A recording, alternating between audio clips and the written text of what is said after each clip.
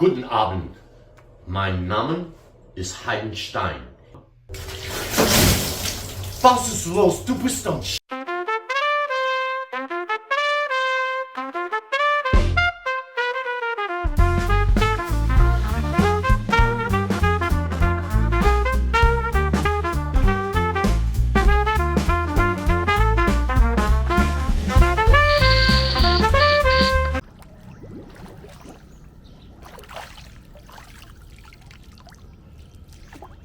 Hello everyone, it's Hyden in the Philippines. Here I am today in the poolside at Banti and Sela Apartel. I've been here for a month. And first and foremost, I'd like to thank everyone who made this possible, because yesterday I had enough views to finally get monetized. I'd like to thank you all. It's a great achievement for me. I didn't think I was ever going to get here, but here I am. And it's all because of you all.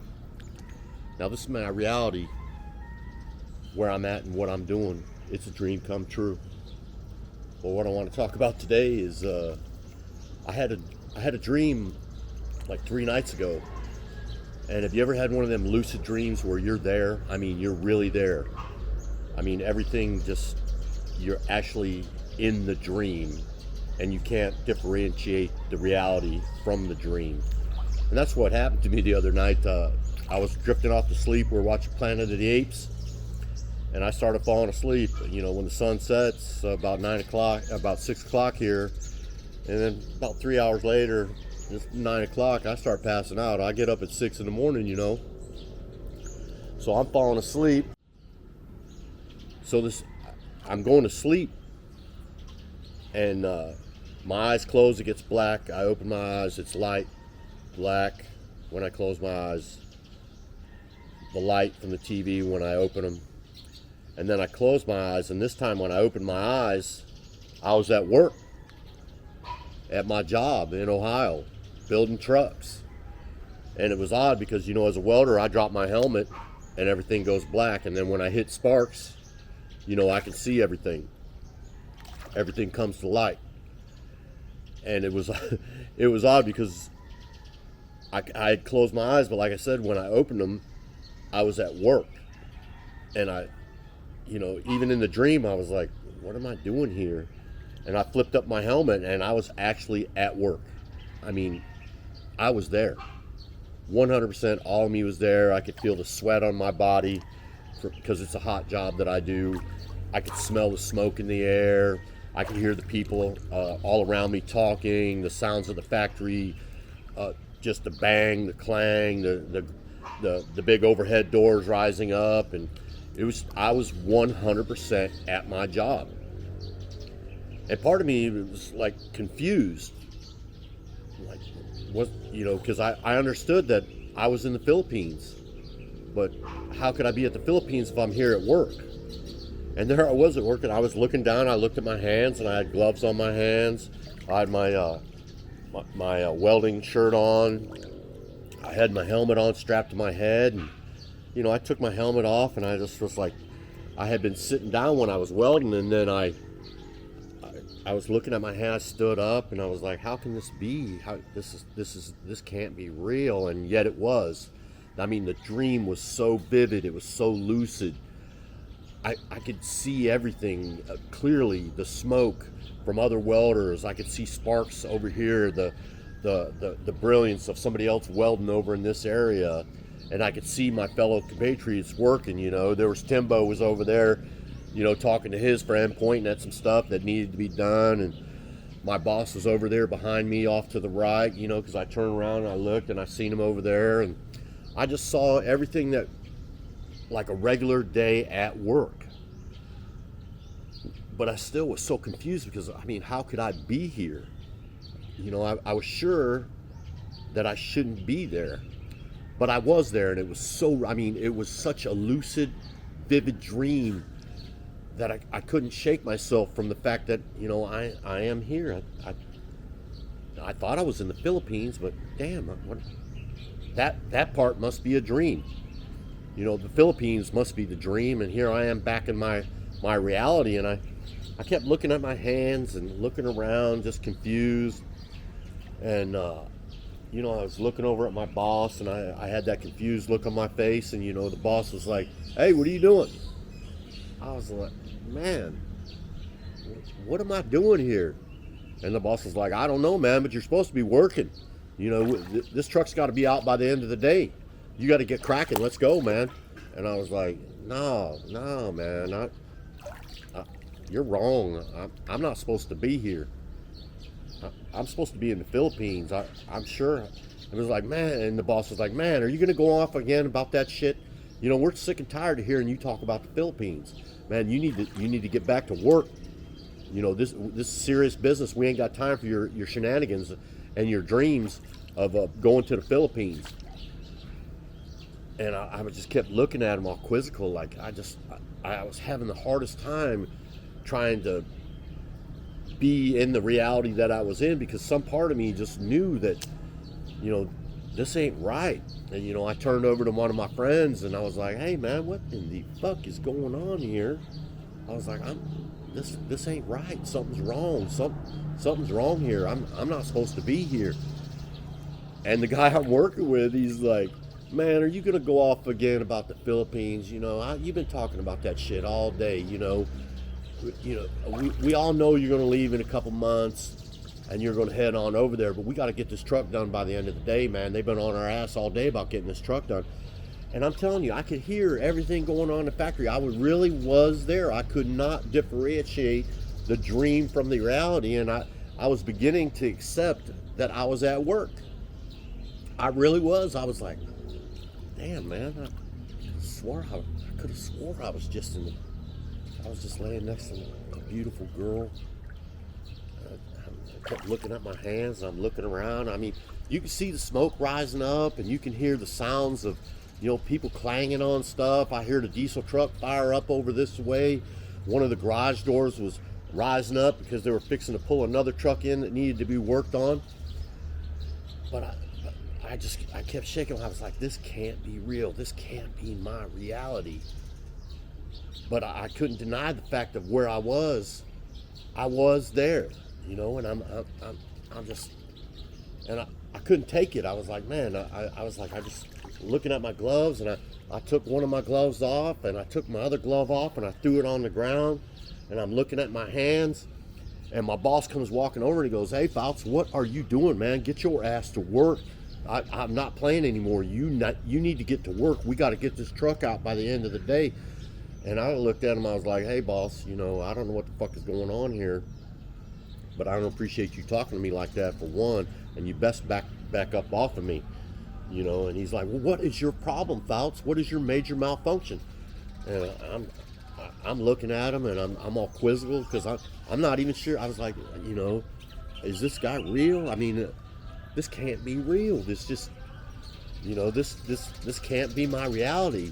I was refusing it. He's like, I do not want to be here.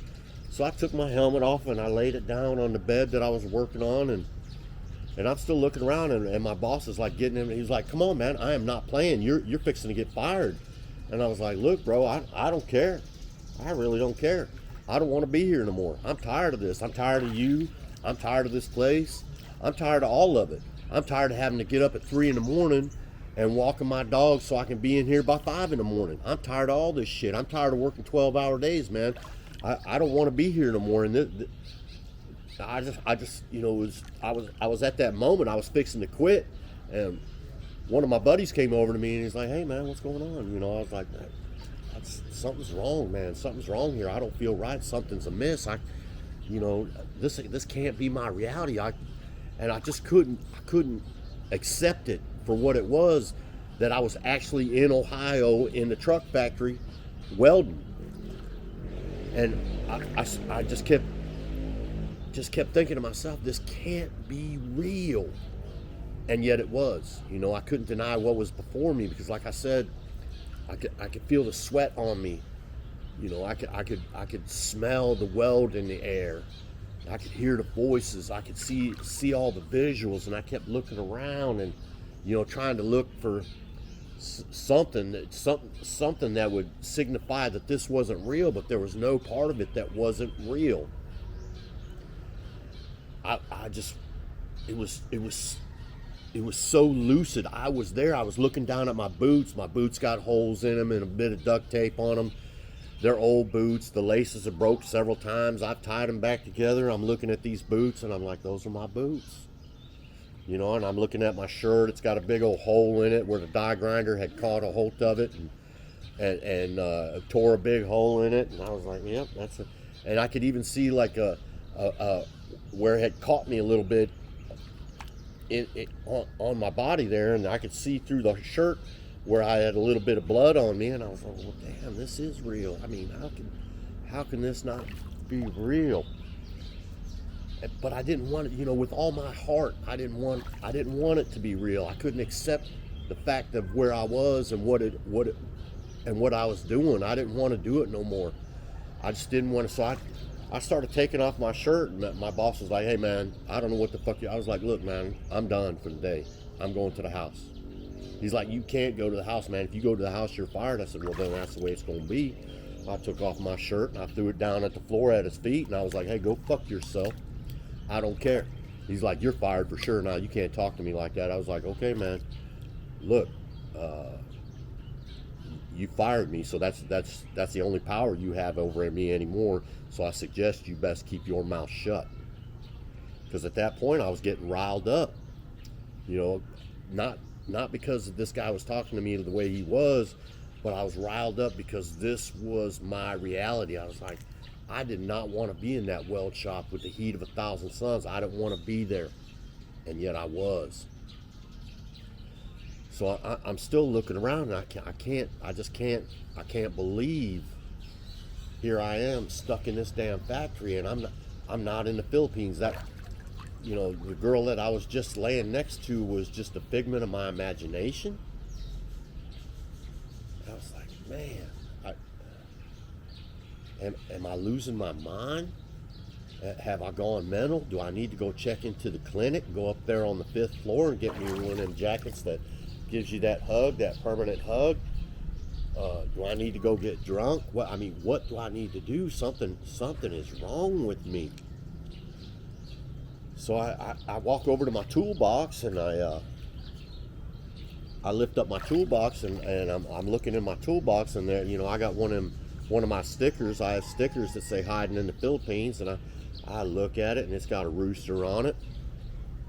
And then all of a sudden I heard a rooster. And I was like, well, you know, I looked around and I was like, man, did you hear that? And my boss is steady over here just running his jaw jacker, you know, talking this stuff. And I was like, hey man, did you hear that rooster? And he's like, man, what in the hell is the matter with you? Hell no, I didn't hear no damn rooster. I was like, you can't hear that. And I heard it again. I heard it just as, in the Philippines, you know, there's roosters everywhere. And I heard this rooster just plain as day. And I was like, I hear a damn rooster. So I'm like, where, you know, and then I hear it again, and I start walking over towards the door, because all of a sudden I got the keys to my truck in my hand. I'm leaving. I don't know how I got the keys in my truck in my hand, but I don't question that at all. That I just walk over there to the door, and when I open the door, there's the jungle. You know, there's coconut trees. There's a couple roosters over this way. They got ropes on them, you know, like the Filipinos. They tie them up on ropes about this long, and they live in little teepee or little A-frame houses, keep the rain off of them. And I was like, oh man, this is a dream. And I remember turning around and I looked behind me, and I swear I could see the factory. It was like one of them sci-fi movies where, you know, you're on this side of reality, you walk through the door and you're on this other reality. And I looked back at that factory and I was like, you can kiss my ass. And for sure, I walked through that door right into the other reality.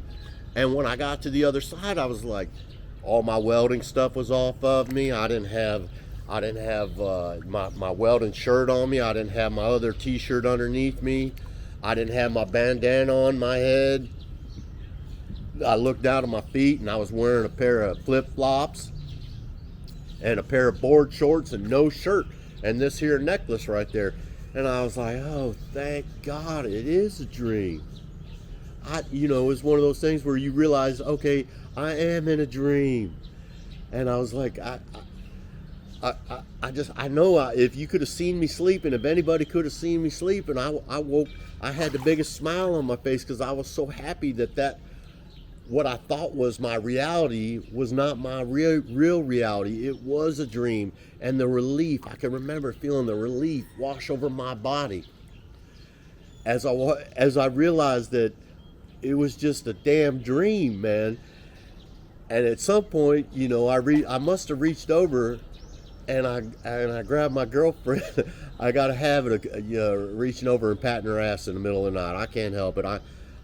She got a nice little butt, so I reached over and I could feel her little hiney, and that's what woke me up. I gave it a couple of squeezes, and I was like, we need to check out this dream, because in case I get sucked back into this door, I don't want to go back and weld no more. And I was giving my girl a little squeeze on her hiney, and I woke up a little bit, and she goes, "Hoy, what are you doing? What's the matter with you?" And I couldn't have been so happy to get shitted in my life, because I'm going to tell you, you don't know, once you get a Philippine girlfriend, that's one of the noises you're going to hear is shh, followed by a hoy or a hala. And I couldn't have been so happy to get a shh at that moment. I just pulled her up close next to me, and I gave her a little kiss on the neck, and I said, "I love you," and she goes, "Hello, what's the matter with you?" And I was like, "Nothing, baby, just go back to sleep." All right, now some of y'all might have found this entertaining, but I had to get it off because, you know, I've thought about it for days now. You know, this dream, because it was so lucid. I really was there. I was actually at the welding shop, and it's like an affirmation to myself that, you know, I do not like that life that I have to live to get to this life to where I actually live. There I'm existing so I can live here. And look at this place, man.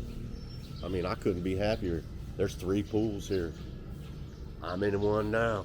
Boy, it's a nice hot day in the Philippines, and I'm in a beautiful swimming pool right here in the Philippines. And I can hear some roosters off in the distance. And I can look out, and there's a coconut tree right there. I mean, I could throw a pebble over there, just a nice little toss.